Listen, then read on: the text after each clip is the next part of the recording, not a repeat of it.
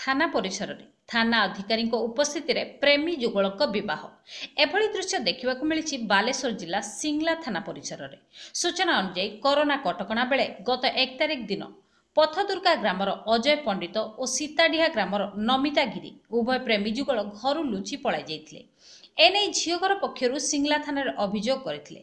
सिंगला थाना परिसर में जिला परिषद सदस्य तथा समाजसेवी नवकुमार दास बर और कन्या परिवार आलोचना करी विवाह पर निष्पत्ति नहीं थाना अधिकारी को अनुरोध करथिले।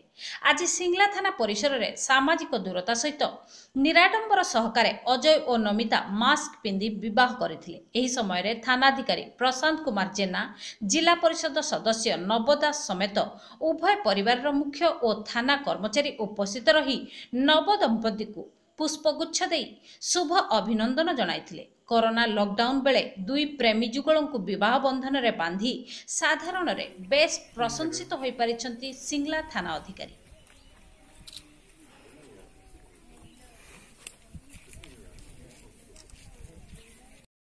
सटे परिचय दियंत। प्रशांत कुमार सर जो थाना परिसर विवाह होला केमती कोन आयोजन हेतले? स्थानीय जड़े युवक और युवती दीर्घ दिन हम परस्पर भल पाते एवं परस्पर बाहर को निष्पत्ति नहीं